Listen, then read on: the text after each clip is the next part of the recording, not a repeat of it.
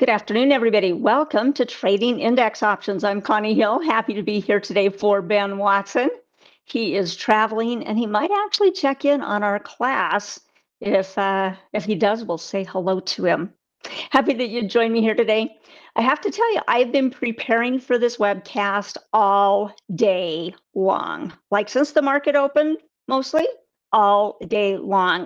I'm going to tell you about that in just a minute. We're going to be tracing the day in the life of an index option is essentially what we're going to be doing here today. Yeah, so hopefully this will turn out good. If it doesn't, I'll never do it again. I am joined in the chat by my good friend Barb Armstrong, fellow coach and veteran of the markets. If you have questions, go ahead and let us know. I'm going to keep my eye on the chat. Barb will keep her eye on the chat. Maybe catch some of the questions I can't quite get to. But let us know. We want to answer your questions. Let's go through our disclosures, and I will lay out what we're going to do here today.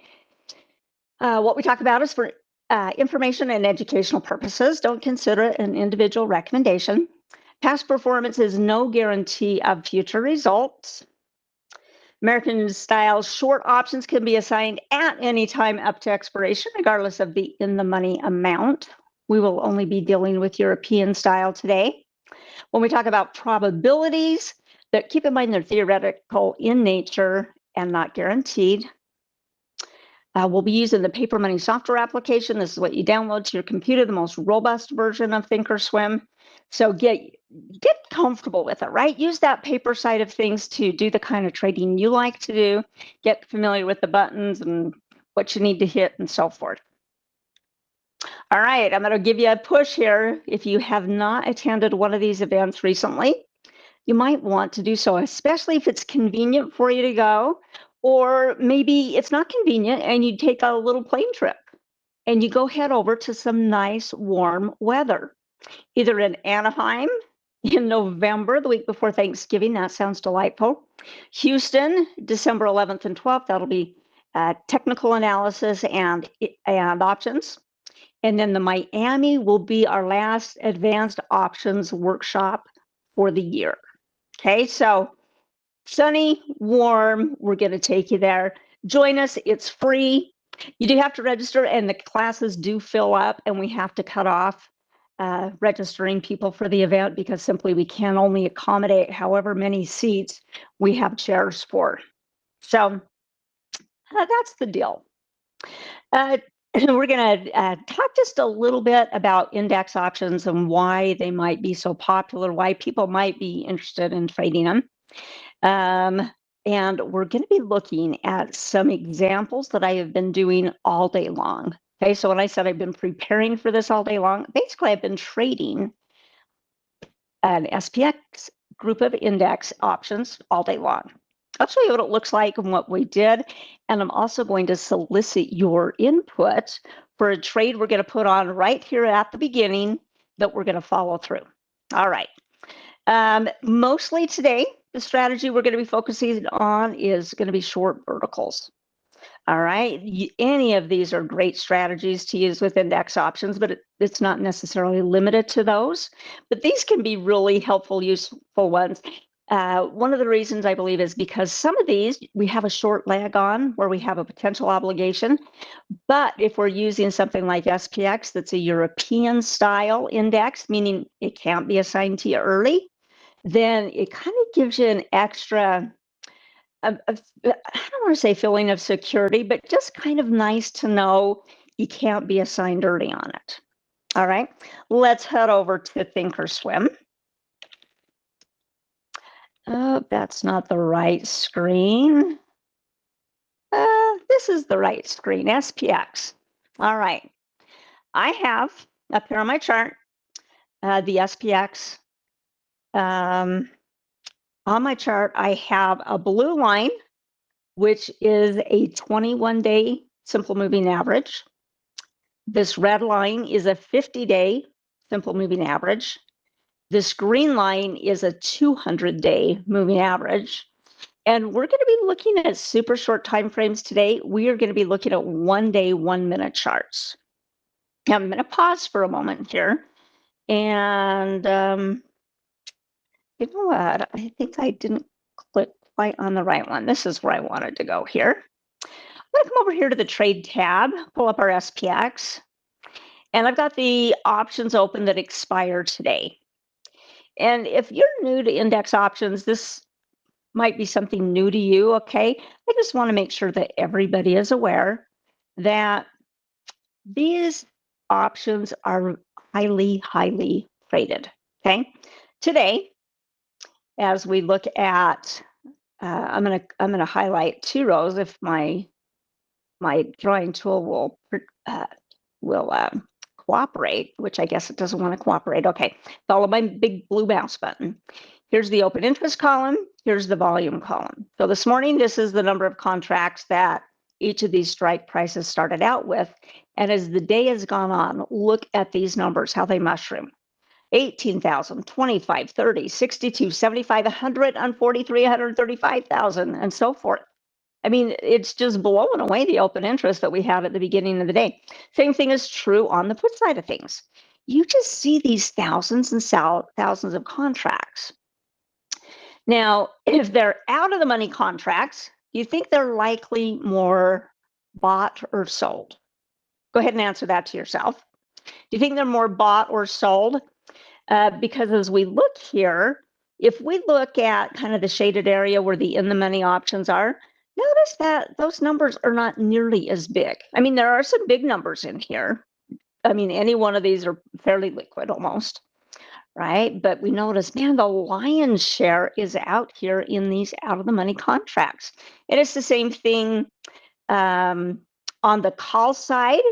I don't think it stands out as much on the call side, but it certainly is the case that there is more volume activity out of the money than in the money. Yeah, so you guys are giving me an answer here, Zach. High speed. Tanya says sold. Yeah, if we're seeing a lot of activity in those out of the money options, maybe we have a few sellers in there. All right. So I just want to draw your attention to that. Okay, next up, we're going to put on a trade. Not going to give you much time to give me input on this, but we are going to put on a trade on the SPX. And then I'll kind of give you some explanation on what's going on. This is essentially, maybe it doesn't include the whole day. Let me go to 9:30 here. Maybe just zoom out a little bit. I didn't really want a lot of morning traffic before the market actually opened, okay? So when the market actually opened, we can see what's been going on. So currently the SPX is up 0.5%. And overall for the day, it has been more on the bullish side of things. But in the last hour of the market, have you guys noticed a trend where maybe things change rapidly? And maybe we were bullish all day and all of a sudden we start seeing some selling off activity. Or the opposite. Maybe we've been a little bit more weak on the day and you get into this last hour of trading and it's kind of like it could go the totally opposite way. So we are in that time frame right now. We're in the last 45 minutes of the market. So we need to be really careful. So I'm going to kind of zoom in here. And if you had to put a trade on right now, would you be bullish or bearish? Okay, I want you to chat in really quickly, bullish or bearish. If you had to put a trade on right now, and I'm going to tell you it's going to be a vertical. So it's either going to be a short put vertical or a short call vertical. Okay, and like I said, I'm going to let you vote. I want to bring to your attention that maybe this high point here was at 12:20 p.m. Mountain Time, because I have mine set to my time zone so I can, keep track of it. But it has not made another new high. Okay, you guys are all decidedly mostly bearish. Okay, the majority wins. Okay, where do we think maybe the index wouldn't go at this time? I'm going to pull up the trade tab here. We're going to use options that are going to expire in a few minutes. Okay, and I'm going to use our delta column here. And some of these are so far out of the money, but they just actually don't pay a lot. And so for the risk you have to take, you're like, not sure I want to do that. I'm going to start us out here for a moment. Let's go take a look at 67.40 and 67.35. Okay, 67.40 going to have to scrunch my chart, is down there. 67.35 is maybe a little bit lower, but do you know what? I put us on the put side. We're going to be bearish. Sorry. We're going to sell a call spread here. Sorry. Jump over. We're over on the call side, Connie. 76 or 67.55. Where is 67.55? It's about just a little bit under where the peak point was. Okay, I'm going to put a line there, 67.55. If we get pretty close to it. Okay, that's close to it. We'll just ignore those cents on there. So, I mean, the market could whip up.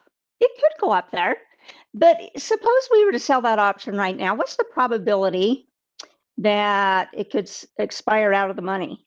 Right now, the OTMs, what I've got on my probabilities here, right now there's about an 80% chance it would expire out of the money. Now, we know that's never guaranteed. It's not set in stone, but it is just kind of what the probabilities are at this moment in time. We are going to go ahead here. We're going to sell a vertical. $5 wide, we could get 55 cents for it. $10 wide, let's go 76.65 here, or 67.65. 76, 57.55. No, 67. Sorry, 65. Okay, now it's spread out by $10. And it gives us a little bit more of a net debit, but not a ton. Okay, we're going to do 5 contracts here. Actually, we want this to be selling, not buying. So I must have kind of clicked that a little wrong. Keep that lock open so we know what the value is there. And make sure I've got my right strike prices. 76.55 is a 17 delta. That's the one that we want.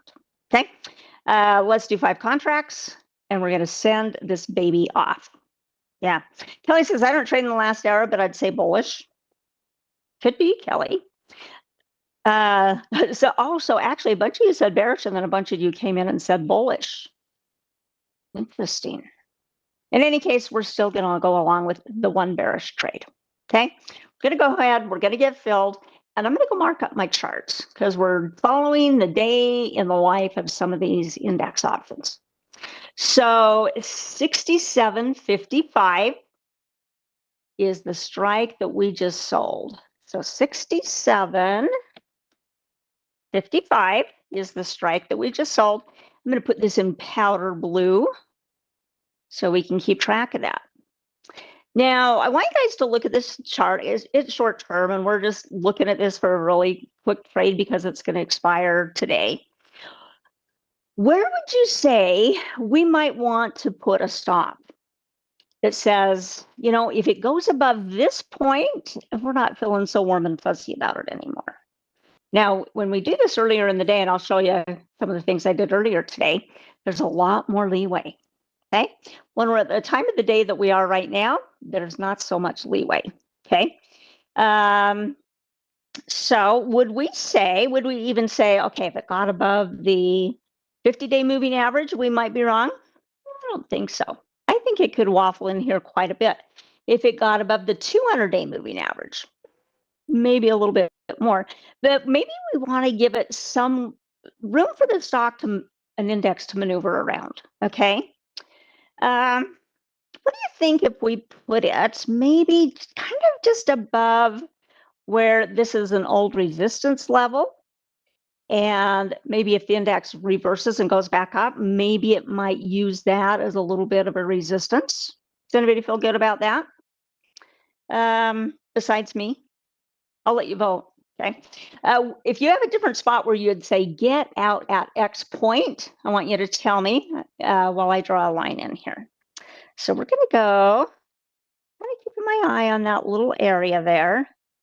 And so if it breaks above there, let's go 67, let's go 67.53. I'll take the pennies off. You don't have to take pennies off. You can put it wherever you want, right? wherever your discretion causes you to go. All right. So I've got it written on the chart so we have a visual identifier. But we're going to go put a stop loss on this trade. We're going to do an OCO order, and we're going to say if we get a chunk of this, get us out. We're not going to hold out for the last pennies on it. Or if it goes above this area, we want to be out and try to minimize our loss. Because at this point, we put the trade on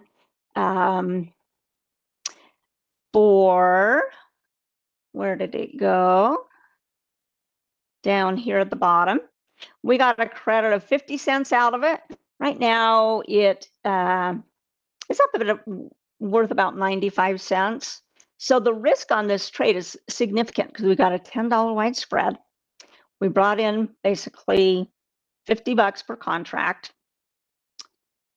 But we're risking a lot more than that. We're risking 10 minus 50 cents. So we're risking $9.50.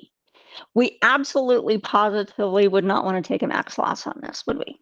So that's why it's so important. We're going to put in, I call it my little fire line. Okay, that point where we say, if it goes there, things are not looking so good for us. We want to give it some room, but let's go ahead and put something in here. So we're going to create a closing order.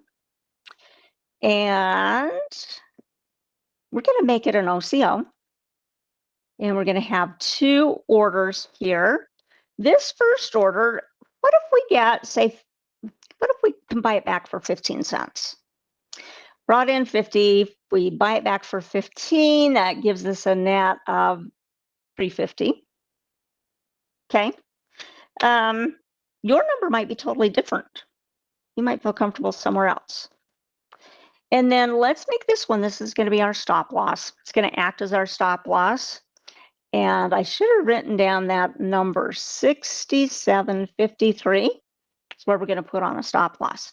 Laura says, is this a 0 DTE? Yeah, this thing is on meltage, super meltage. Yeah. The thing is not going to last very long. All right, so let's go ahead. Let's get this in. So if SPX gets, on the mark price, gets greater than or equal to 67.53, then we're going to have it get us out. It will be kind of a sizable loss, so we don't want that to happen. But if it gets to that point, it very could continue. And I would say, especially if we get some big candles going up, if we get some big candles going in a bullish direction, then there's a high probability it could go up and just smack it, get us out of the trade. All right. Yeah, Benjamin, we are doing a selling. Appreciate that. When my order initially came in as a buy. All right. Are those day averages of 1 minute averages since you're on the 1 minute chart, Andy asks? Absolutely, you've got it. Okay, so it's a 21 day or 21 minute moving average, and then a 50 minute moving average, and then a 200 minute moving average. Now I'm a little bit concerned here because now when we initially just made our decision to get in, the price was below the 21 and the 50, and now it's above it. It's above all these three moving averages, which gives me a little cause for concern. We may hit our stop loss. And if we do, that's okay. I just don't want to look. But let me show you what happened earlier today, okay? And so I told you we've been trading the SPX all day long. So initially, and let you see a little bit maybe more of what the chart looked like. I'm going to just kind of reset this here. So this is yesterday. Here's the pre-market. This is where we opened. Okay, so I'm going to kind of move in on that. So first thing today, after the market had been open for a little bit, at 8 o'clock my time, so that was 30 minutes after the market had opened, we're seeing a little bit more bullish activity here. The SPX was above all three of these moving averages, and the RSI that I have down there was headed up, indicating bullish sentiment. So we went ahead and we got into a short vertical trade. We did a short put. Okay, we got stopped out. Unfortunate. It happens, but we don't want to get wiped out. And then what happened is it went up, and I got in when the delta was approximately on the strike that I sold. And I'll tell you, these are all the trades I've been doing all day long. Okay. Most of them were put spreads. I did do a call spread a little bit later this afternoon. And we just did our call spread here that just did not work out so good.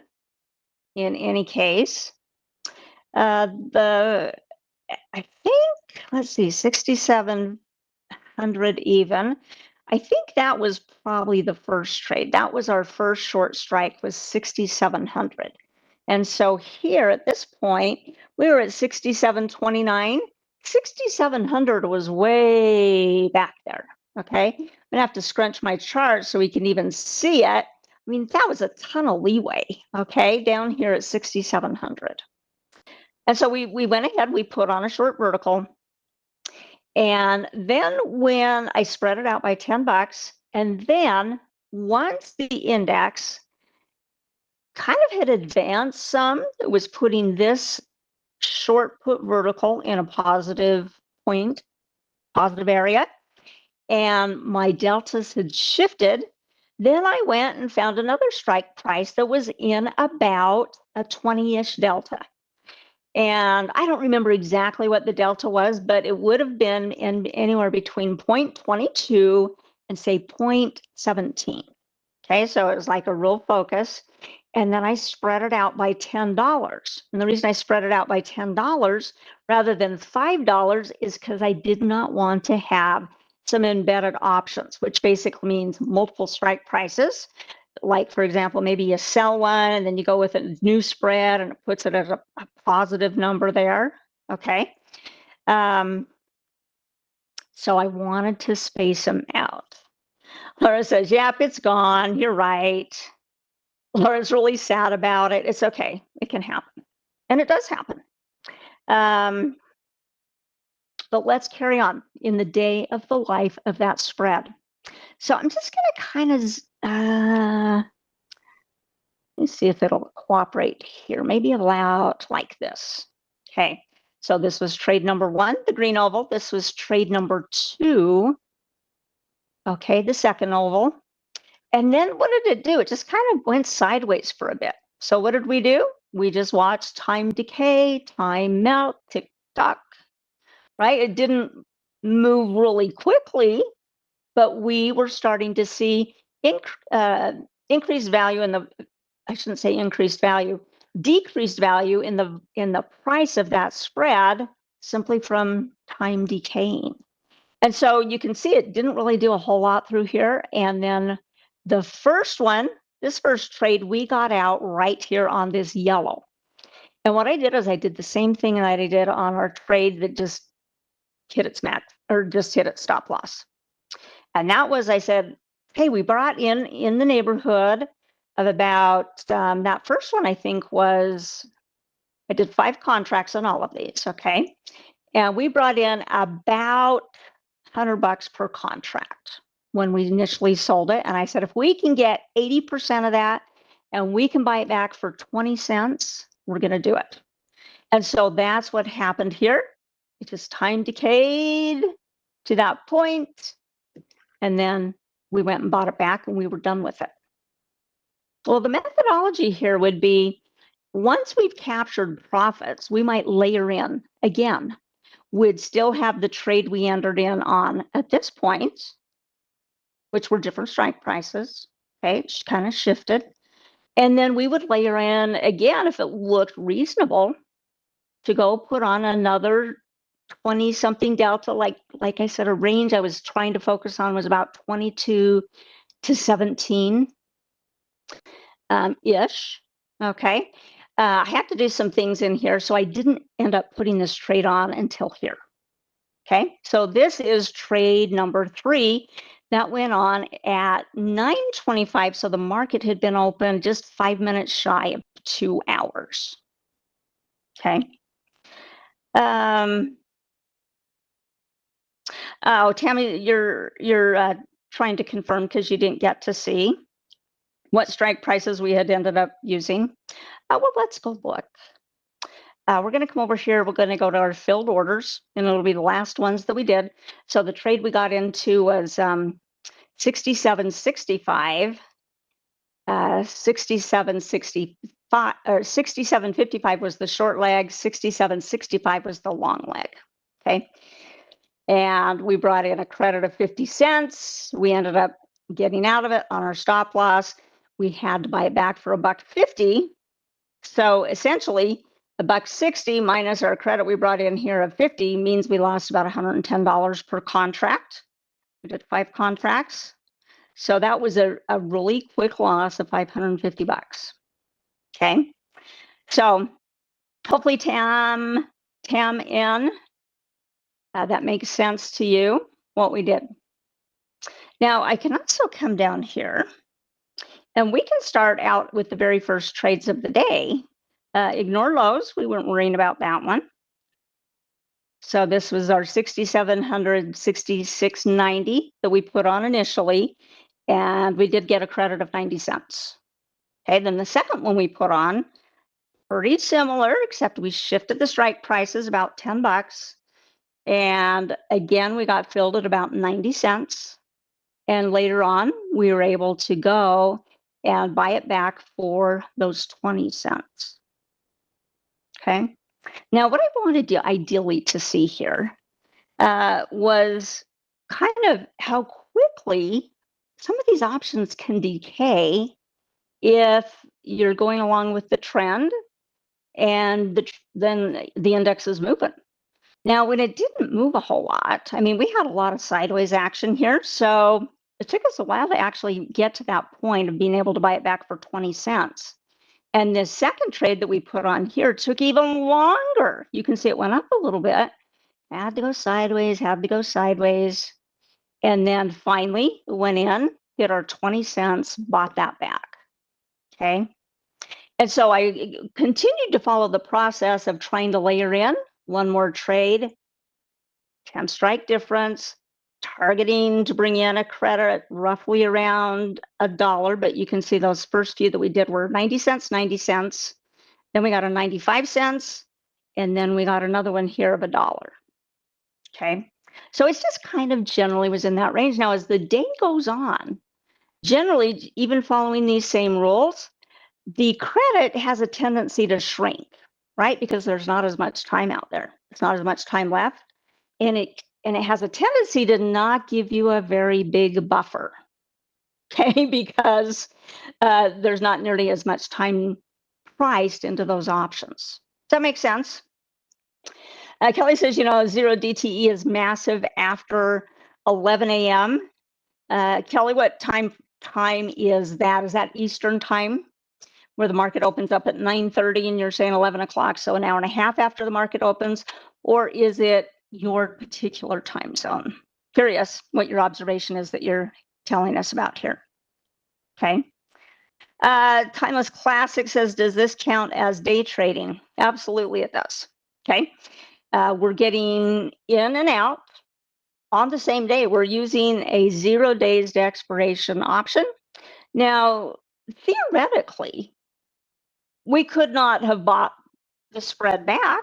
We could have just held our breath all day and hoped that it expired worthless and hoped that it didn't go a certain direction, right? But it's kind of like, if you've got a chunk off the bone, great, let's capture it. Let's close down the trade. That was unbooked profit. And so we go buy it back for 20 cents or whatever we did and kind of keep that, the remaining amount, and layer in another trade. Now, at one point today, we mostly did puts, but at one point today, at about 11:41, we put on a call spread because the stock had flattened out quite a bit. So let's go find 11:41. It's pretty close to 11:42, but let's go over. Now, I have to say, I didn't have a chance to mark every single trade. I was trying to throughout the day, but then I had to do some other stuff. And so I wasn't able to mark every single one. Okay, so let's find 11. Oh, now I forgot. 1147? 1141. All right, 1141. Maybe this is actually it. No, that's 1052. So at 1151, and I'm trying to get my mouse on it. Looks like it's down here a little bit further. Here's 1145, so 1141 is about right there, this little candle. So at that point, the index was below the 21-day. It had crossed down below the 50, I shouldn't say day, 21-minute and 50-minute moving averages, although it was still above that 200 longer term 200-minute moving average, okay? And that's where we put on the call spread. And so for a period of a time, we actually had kind of an iron condor, although they were put on in separate legs, and I would just think of them separately as a short call vertical and a short put vertical. For a period of time, when it was kind of going quite sideways here, we decided to play both sides of it. Okay.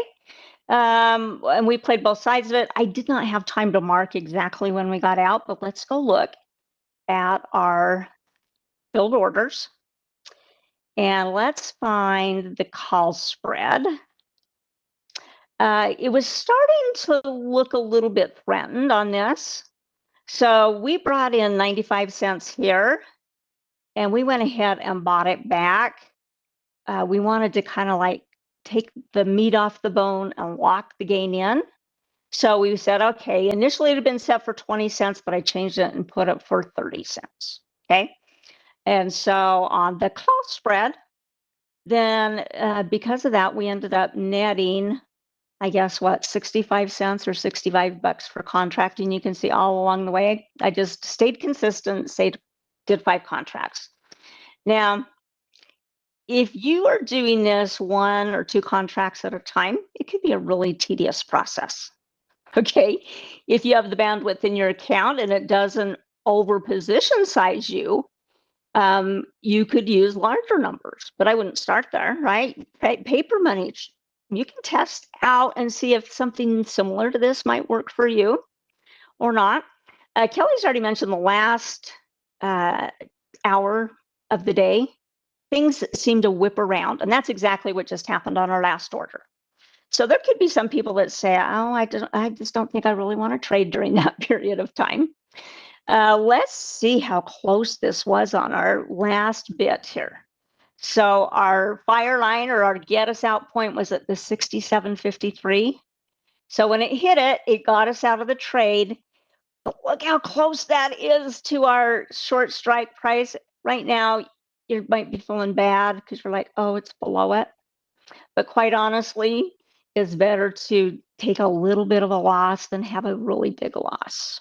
Okay, a little bit of loss feels a lot better. All right. Now, I should have written the number down. I should have written down what our gain was prior to putting on that last trade, but we know we lost 550. And our net on the SPX right now for all of these trades is 375.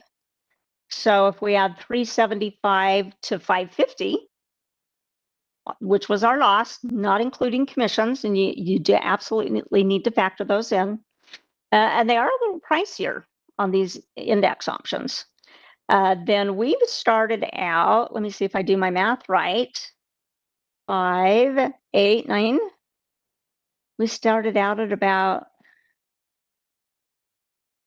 up maybe about 925. Okay, before we came in and put on the trade that we did in our class that took a chunk out of our profits. Okay, now this was the day in the life of tracking just some of these put spreads. I was hoping that you could kind of see kind of how much room there might be, how much leeway there might be at the beginning of the day, and how much less leeway there is as we go further down the track and get further down to the end of the market, closing bell, and seeing when the options actually finally run out of time, right? They can't be traded anymore. So I hope you could kind of see that, okay? By where I place these lines here and how tight these two lines were together here, our strike price and where we said we got to get out, okay? We didn't have very much room compared to when we initially got in here, and our strike price that we sold was 6,700. That was clear in the heck down here. All right, let me see what kind of questions you have. T-rule apply. When you say PDT, I'm trying to think what that's an acronym for. So maybe tell me a little bit more there, Tam. AJ says, what made you decide to buy and to sell? So the real factor was using these moving averages. And if I had price above all three of these moving averages and the RSI was headed up, then we said, okay, let's go ahead and do a bullish trade. If we had started trending way down, which today didn't ever really quite do that, and we would maybe be seeing that, well, it's not even doing it right now, that all three, the price was below all three of the moving averages and the RSI was heading down, then we might have been more likely to do something like the call spread and do a bearish vertical on it instead of a bullish one. So that's why I say just kind of looking at the chart. And then the other factor was just kind of seeing where intraday support and resistance were and determining, okay, if it's pulled back and we're getting a green candle, it's starting to kind of move up swiftly. Okay, that might be timing some trader might want to use. Yours could vary. Yours could be totally different, right? Let me see what these other questions are here.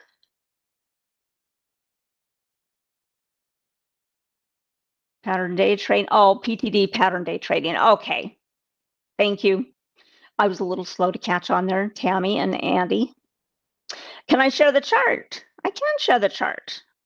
Happy to do so. Remember, anytime we share a script, whether it's a calculation or a chart, we always have to tell you it's not guaranteed as to accuracy or timing. I'll go ahead and hit share. I'll put this on the chart or in the chat rather, for those of you who are present. For those of you who are not present, let's just do actually, let me just click on the T. I'll click on the T and try to put it in a text box. Okay, so those of you that are watching this on the recording, you're looking for the chart as well. You can use this URL, start right at the exclamation point. Okay, and grab those 9 characters. It is cap sensitive. And then remember, you come up here to say setup, open shared item. That's how you can bring the chart in. Give it, a good name. I don't think I even have a really good name on this at all. All right, how many of you have not subscribed to our Trader Talks channel? Man, I hope none of you have to hang your head and admit you haven't. Okay, it's free, it's easy. Click on that little icon in your bottom right hand of your screen. It looks like YouTube in blue, because it just makes it so much easier for you to find our content. You can be on our Trader Talks page. You can go into the playlist for the different classes. You can see what's coming up. So like after us is stock investing for beginners with Scott Thompson. This is he's doing some fun things with this class. This would be more for those oriented towards that are newer in the market. Today's class is kind of more geared towards those of you that are a little bit more veterans of the market, understand spread strategies, and kind of the leverage involved in using index options. Okay. Yeah, the bottom of the chart is an RSI, if you're trying to just kind of get a feeling for it. Now, today was really quick turnaround. I realize that. And we don't really teach that all that often. I really just wanted to illustrate to you how there was time decay that you could capture earlier in the day with a bigger margin of safety than there would be towards the end of the day, knowing that we were going to be trading the last hour of the market here. Barb, thank you so much for helping out with questions. Now, I didn't see a survey, so you're off the hook for that. If you thought this was interesting and helpful today, go ahead and hit the like button on your way out. Barb and I would love you to follow us on X. I'm Connie Hill CS. She is Barb Armstrong CS. We'll post educational content, things we notice out in the market as the day goes on. And Barb does a lot of inspirational quotes as well, so don't miss those. All right, take a little bit of a break here, top of the hour. Scott Thompson will be back with Stock Investing for Beginners. Thank you, everyone. Have a good afternoon. Bye-bye.